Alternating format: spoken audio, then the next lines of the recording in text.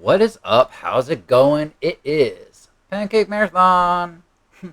Well, where I essentially am just my own face to my recovery. I am not any, or even capable, essentially, of being, the face of any other recovery program. I speak on my own recovery, where I'm at, how's my life going, because I am practicing the principles in all my affairs. Essentially, oh my goodness, I've realized, more or less, in the sense of just conveying words, of trusting in God, simply to say, my own understanding of a peace of mind, how I phrase it, can help me get restored to sanity. Why is trust such a big thing in your higher power? It's very clear. Like, I've heard the slogan, it's not my time, it's God's time. When it's going to happen, it's on God's timeline. I'm just there to be the observer. Spirituality in the mainstream sense of itself of the modern day.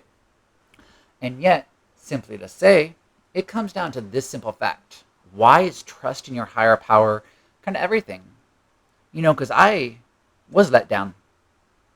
Yes, did I count on, simply to say, the halfway house that I'm at to go ahead and just really give me that win, in a sense of of the clarification, and just the because it's not that each milestone isn't important, and it's not that it from what they said. Oh, it sounds like it's a mental thing, because I can help with in recovery, but I can't help you if it's a mental thing. You need to go talk to a therapist. It's like, what? Okay. And because I was going through it, I really was. There's a point where it's like, the whole isms kind of thing, and the I statements, and oh my goodness, it's true, that can be a thing.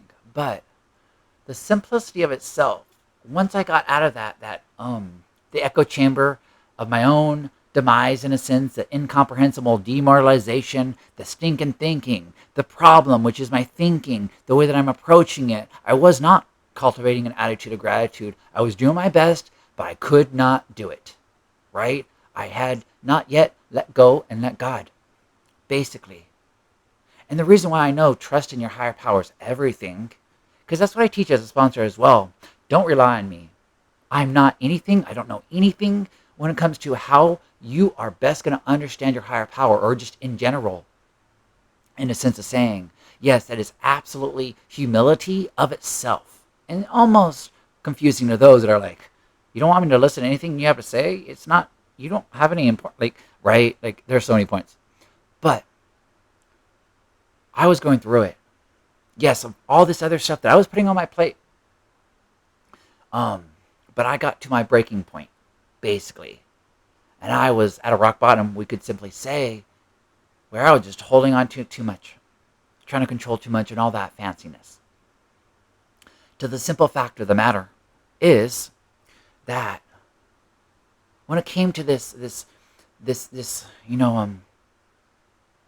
win that I was counting on, yes, I was putting too much expectations into it. I was. And then because I didn't get these expectations met, essentially, it went into, because I had the reservations, which is like a goal, expectations, if it's not in recovery terms, essentially.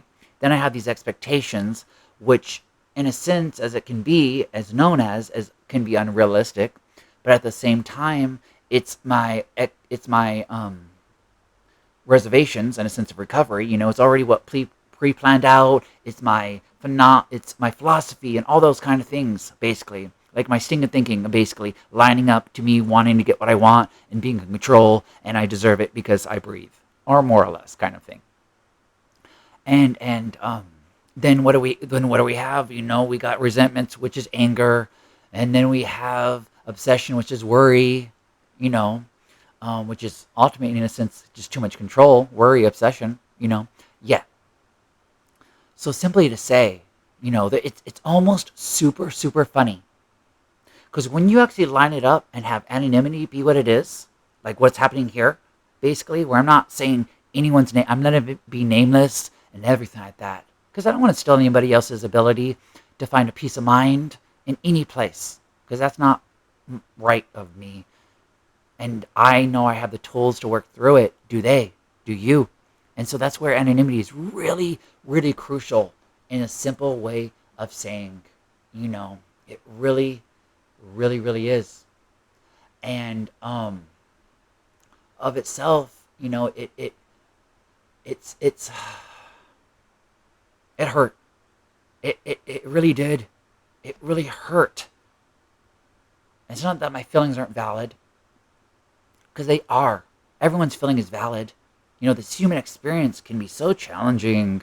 Is a spiritual quoting thing of whatever. This is the most dense place in the entire existence of this universe, and it's one of the reasons why it's so challenging is because it's super physical, and you're used to not being physical, and then there's a point of just so many things can happen at one time. We can learn so much at the same time. And it's like, wow, it's almost like fire talking, basically, right? Where it's like, if you don't know what fire talk is, essentially, my higher power saying, don't do it. My intuition. Okay, so I won't say that at this moment. Which, oh my gosh, that's such a big thing. Listening to your hearing, listening, whatever it may be. Because usually it's hearing to me is just active listening. Listening is just going through the motions, being busy. Yet, simply to say, I was so hurt and let down that it got me to the point, it was like a motivation. I was triggered, which triggers for me are motivations, markers to motivate, in a sense of what I get to work on, kind of like a reflection, in a sense of understanding what step 10, in a sense, can be, in a sense of saying. And so, it wasn't like it is before, how it is now. Now, I don't know all the wording, and I'm not included in the common sense of what's going on behind the scenes, right? I only know the common sense, the two words of it, of what's being presented. In a sense, it can be like an illusion, a sleight of hand, It's like, what's really going on here, And it's like, how can you miss anything of what's going on with me when it's right there? And so here's the context, in a sense, because I went ahead and I advocated, just like that peer support says, which there's points where oh my goodness, they're a keeper or I'm a keeper. I'm going to keep on going, basically, away from them. Because there's just something there that does not click. Okay, that's cool. You're just not the one for me. That's great. You're somebody else's number one and the best teacher, but you're the best teacher for me to learn. You're not the one for me, right? Everything has value. And so, the funny thing is, okay, the old peer support, essentially the one that was there before this peer support, they went ahead and called about all the sponsees and checked up on them about with the sponsor, see where their sponsees are at in the halfway house, right? Okay, and they overseen the coins or the chips and all those kind of things, the milestone, basically, right? And they did all these things. Okay, right? Absolutely, they did. The new one, well, they don't do that, even though the main office says that they do, but they don't. I mean, the main office says that they oversee this stuff, but how do they oversee it when the main office is doing what the sponsee to the sponsor checkup thing, basically, and all this kind of stuff? Okay, yeah, right. And then on top of that, in a sense of saying, they know in their computer system what is my milestone of when I started my recovery. Okay, they have it in there. Okay, I went ahead of time because I wanted to make it this big thing, or I wanted to celebrate, in a sense of what it is, this accomplishment, and show the halfway house, community, just what this halfway house has brought to me and given to me and all that kind of stuff. Really, for real, And simply to say, now that that whole thing happened, I know it's very clear that all I can really do is trust in my higher power and to carry a message of recovery, because I have lost, or I have absolutely gained into that of what losing interest in selfish things and gaining interest in my fellows, which is carrying a message of recovery essentially these days. I don't want to speak on carrying that halfway houses message anymore, because I don't agree with how they're approaching things anymore these days. I don't. I really absolutely don't. Right? And I can go ahead and blow up the world because I'm in that halfway house, and then move on. It's like I'm not. There's points, and so this is where isolation really is a killer, because of those expectations and resentments. Absolutely. And so, anywho, and it's always about carrying a message, right? Because there come to that point. Okay, let me continue on this context, right? Okay, so the main office knows about the recovery time, the milestone, right? The beginning, okay? And so I went ahead and I communicated, hey, da da da da da, and they're like, yeah, it's this day, okay. And they even said themselves, oh, is that a hint for your chip? And I was like, not necessarily, no, I don't think they caught that, but regardless of that, this is really what happened. But regardless, and then so the time came, because they only celebrated in a house meeting basically, and that's when you can get your 90-day, certificate and all those kind of things on the house meeting, right? Because there's a point. Is it at this point? Is it because they want to show face and say, "Ah, look how great we're doing," per se, as it seems that it's going to, basically, absolutely. Yet that's how they did it before. So I'm just saying, context of not isolating, and yeah, simply to say, okay, so that time came and nothing happened, and I was gonna invite my grandma, I was like my whole family, basically, right? For real. For real. But I didn't get to it, and I'm almost glad that I didn't. In a sense of saying, simply to say, you know. Um,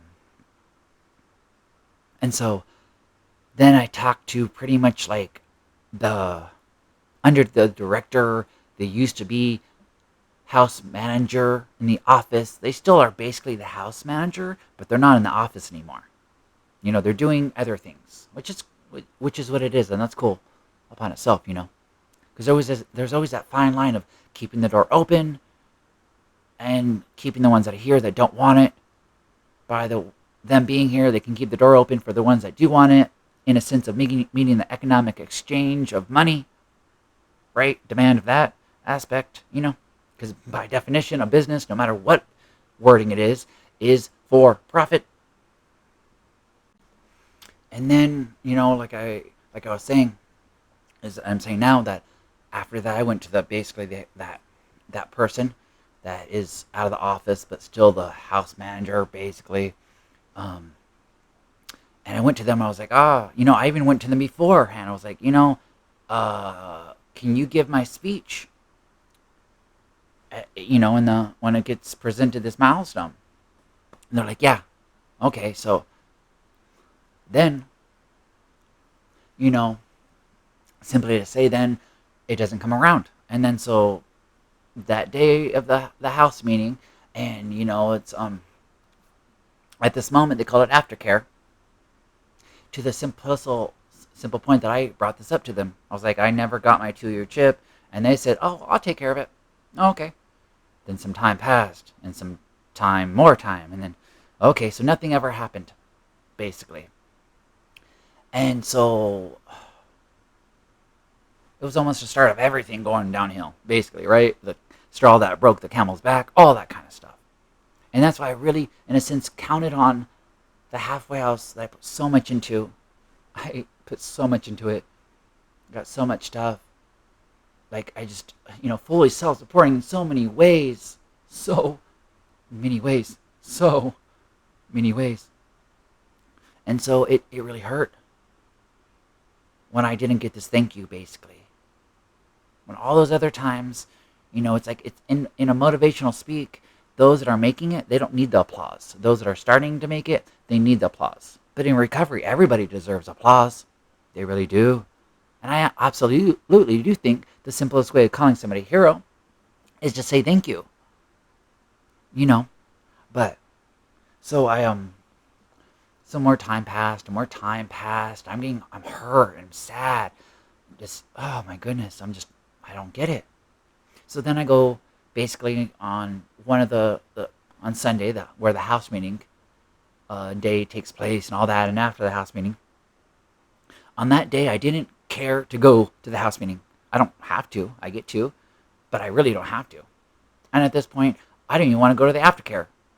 I don't even care to be part of the community anymore. And I say to the one that's in the office, I'm like, what's going on? Da da da da da da. I don't feel like chairing meetings anymore. All this stuff basically. I mean, because of that peer support too. On top of that, I said, hey, I want to become a peer support, and then I didn't know the time frame changed, or they got into that position, and they said, oh, well, now it's going to be, you should have let me know ahead of time. Well, no one told me about this communication, that was a thing, right? And then I was like, oh, okay, well, can you email them right now, or when you can get a chance? Well, they could have emailed them that day, and then the next day would have been Monday, and they might have been able to answer and all that kind of stuff. I've been wanting to get a peer support certification for 7 years now. Every time I always hear no, basically, at this point, at those points. And so I had the time. Yeah, I was on Access, so Access would have paid for it. Like all of these things. Okay. And yeah. And so that's why I don't care to talk to that peer support, because they never have once said hi, especially after they became a peer support, said hi to me when I said hi to them. Oh my gosh. You're going to be that much of a poop head? How are you peer support? How are you even that friendly? You don't even make progress. Okay, anywho. So then, so then I go to the next day, basically, and I go to the one I really trust and value to hear from, in a sense of saying. And I know they're going through a lot, because they are. It's Monday, and they just, there are points. There really, really, really, there are so many points. Okay. They said, I have a lot going on, but what's up? Basically. And then after I said what I said, they're trying to find a solution, in a sense of, but they also said, it sounds like you're pouting. Because everything I'm offering to you, you don't want. Well, yeah, I don't want this anymore. I'm just communicating. And they were like, okay, well, before you make that decision, I'm not chairing any more meetings, because you're one of the, number one best, meeting facilitator. Okay. And stuff like that. And, it's up to you. But don't rush into this. Give some time, and get back to me. Okay. But the house manager, the one that's not in the office, is here. And you want to talk to them? I'm like, okay. It's the same one that I said, hey, can you present my milestone? And the same one that said they'll take care of it. And then, what they said to me was, it sounds like it's a mental thing, but I can help with recovery stuff, but it sounds like it's a mental thing. What? Okay. And then they said, well, there's 4 staff members out sick, and I just got back myself, and the system's down, so we can't get into that part. And I was like, oh, is that why the main office is doing, the pretty much what the peer support is supposed to do? Oh, yeah, that's right. So just keep in mind that the main office knows all of this. They know about the day, right? So there's points to where I was like, you know what, house manager that's not in the office. I was like, can I just chair meetings as if it's an H&I thing? They're like, yeah, that's cool. I was like, okay, cool. But if you've been listening or hearing or whatever to the simple fact of, do you need to see how insane that sounds? How they basically went out of their way, because now none of the office basically says hi to me or whatever, and it's like, I don't even care anymore. I have no care to be part of this community anymore. The only reason I'm coming back to keep chairing meetings there, because it's about carrying a message. And I do realize that if you want to change something, you have to be in it and not of it. Yes, in the real world, where the trees produce oxygen. You have to be of it, not in it. You got to be an observer, all those fancy things of saying spirituality in modern day terms, right? And so the only reason I'm ever going to go back there is because, there's how it used to be when I did it, for sure. I was pretty much the only chair that stuck to the requirements, the announcements. Don't be on your phone, all these kind of things. And then I used to not sign them, but then I got to a point of signing them, and then just putting a note next to it that, hey, they're on this is what's going on, because I don't know if they're, because now this halfway house accepts MAT services, medicated assisted treatment. Okay, so I don't know if they're just coming down, or what's going on, right? I don't know any of those parts. I don't know if they're really here because of a mental thing, because that happens. It does, you know. Um, and so I don't know. I'm just communicating to the office without having to go out of my way, right? Um, and maybe to all the other chair or anywho, just communicate, right? So now I'm at the point of I don't even care to do that anymore. It's about my recovery. It's about me keeping my peace of mind. Because if I'm not good, I'm not good for anyone else. Absolutely. And so like that's kind of where I'm at. Out of everything I just said, doesn't it not make sense why they wouldn't forgive me my 2 years, basically? I don't even care to donate to get a blanket. That's ridiculous. That's ridiculous. I don't know, whatever. I'm sure you got those blanket from a sweatshop worker, basically. So why do I want it? It's like, what is going on here, basically? And so then, it's just, so that's where I'm at. Oh, that's what I was going to say too. You know who did give me my 2-year chip? An outside H&I that has come to this halfway house for over a year now, basically, to do an AA book study. They're the ones that did it. I don't know if it was because one time, before that I was like, hey, I'm going to get my 2 years. You're going to come. And they're like, well, the next time we come, it's going to be on this day. Oh, that's cool. We'll do it then. Okay. Then another time, there's a point where I was like, oh, I was going to raise my hand, but I didn't because they gave out chips there. And because they didn't bring up the 2 years kind of thing. They looked at me, but they went back to the meeting, basically. Then, basically, and then another round of, the same group that does the H&I commitment, basically, they do chips there, right? And is anybody doing, multiple years? I was like, I am. And they're like, did you get it just today? I was like, no, but I'm resentful at this halfway house because of how they didn't recognize my 2 years. And, they're like, yay, right? Okay, so then, some time passes, and then, just the other day, quite literally yesterday, simply to say, um, guess what they did? They went through all the chips, basically, and, one of the chairs was like, oh yeah, I almost forgot. Craig, you got your 2 years, right? And they gave me a chip.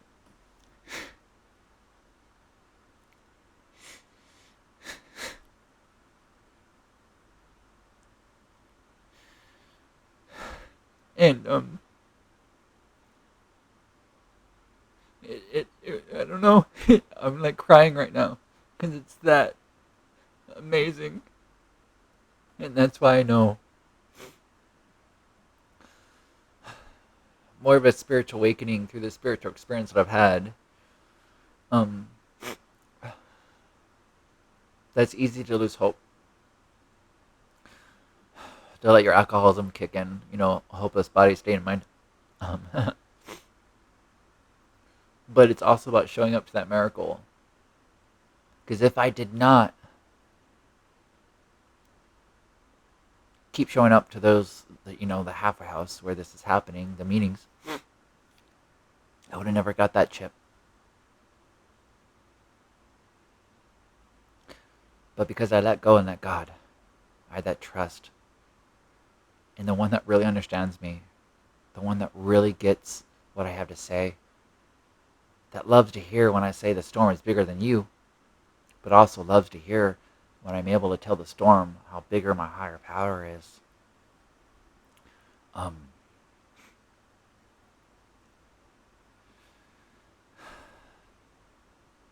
and so that's what I have today. That's what I have today. Thank you. Thank you so much.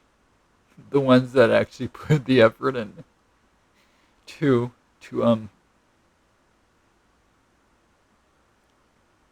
recognize and say thank you.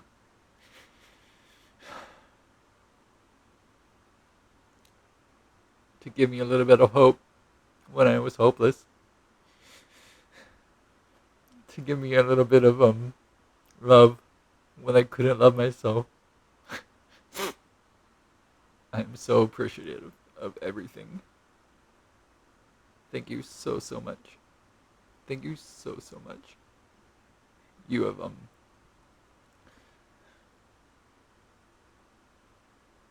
made a difference to me, and have helped me change for the better and see that it's okay. And that's why I know my feelings are valid, and I know that I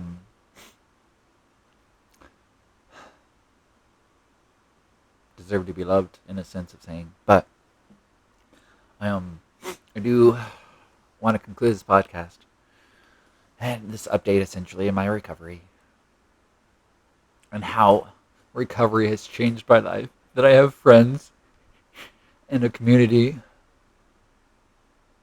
and somewhere safe to be, a fellowship, in a way to get out of my way to give me that relief and thank you recovery, thank you God of my own understanding, thank you for being part of my recovery. I love you. And there's not a darn thing you can do about it. Have a great day. Thank you. You do deserve to take up space. Your shoes fit just right. And it's okay to not be okay. Hurt people, but unhurt people, unhurt people. Who do you want to be today? Make it meaningless, make it matter. Smile now, smile later. Just smile. Thank you.